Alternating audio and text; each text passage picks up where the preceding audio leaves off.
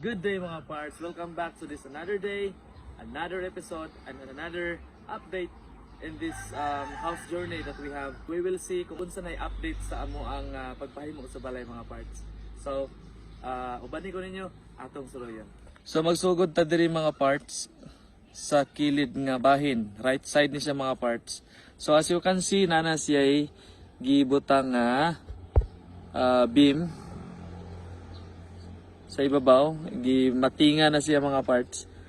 Then diri nga bahin sa tubangan, if you can observe, nabutangan na siya og semento sa ibabaw. So napurma na ang kuan, ang agianan. So mo ni say main door mga parts. And kini nga part diri kato sa akong giingon ninyo nga permanent window na siya, dili siya sliding. And diri nga part is di maklaro kay against the light. Permanent window ang isa babaw, pero diri sa ubos is sliding na siya mga parts. So tara atong sudlon. Atong lang taon kung sa development diri sa sulod. If you can observe, nana po ni siya beam diri sa tunga. Padulong dito sa luyo nga bahin or kitchen. So atong unahon diri mga parts. So ang CR mga parts, ang primero nga CR yun, ang common nga CR is na file na siya, so napurma na siya, purma sa portahan. The same thing diri sa mo ang first bedroom. Ayan. So katong punuan diri mga parts, so nabangag na gikuha na ang punuan diri, punuan sa lobby. So mo ni ang first nga common CR. Ayan. Diri mo ni ang ikaduha nga kwarto mga parts. So napailan na po na sa tupong na po na sa babaw. Dito sa pikas. So diri nga bahin mga parts sa master's bedroom. Napailan na po ni siya diri tanan. If you can observe. Ayan. So mo ni siya ang amuang comfort room and bathroom. Ayan. So na na po na sa mga parts na porma na siya. Then, ang ilang beam nga gihimo, sumuni ganina katon sa tunga. Nasumpay na siya diri. Then, nanapod siya beam diri nga gihimo. Padulong dira. So, sumpayanan po na sa mga parts, wa pa siya natiwas atong gawson gamay para makita. Matuta sa walang abahin.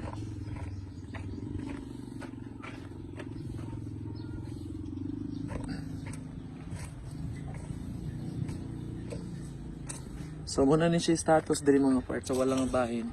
So ang beam napadiaptaman sa kuan, tunga-tunga. So i-continue na siya diri pagkaugma.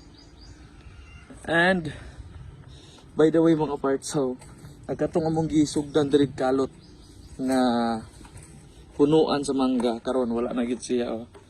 Natanggal na gid siya sa kadugayan namong binugwal kauban ang akong gikamalihugan. So wala ilatong gipakyaw. So magsabot pa mi ato sunod adlaw. So tura mga parts, among giputol-putol, gipawerso na mo kadi makaya og di mapawerso.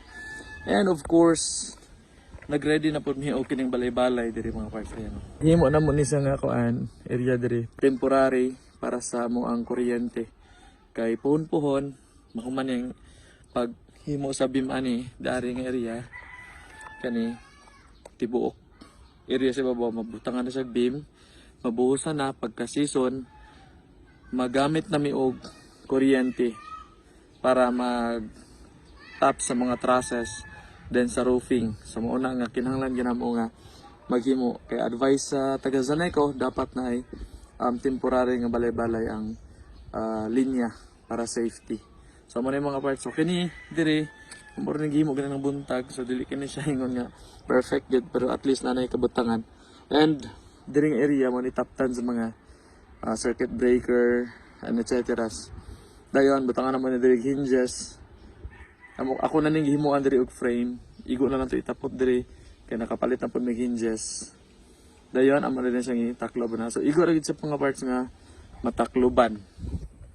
Dayon pagkahuman malakan siya.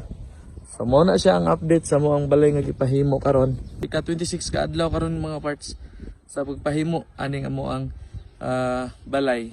So mo na ni siya na na purma.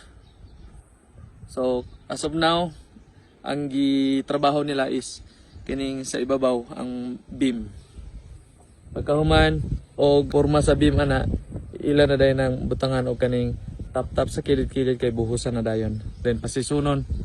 Then sunod na pod nga phase ang amo ang trabahoon sa amo ang panday. So I will update you later on kung unsa kayo ang mga pang himuon pa or development sa mong pagpahimo sa balay. So that's it mga parts, and I see you next time. Do not forget to follow, and God bless everyone.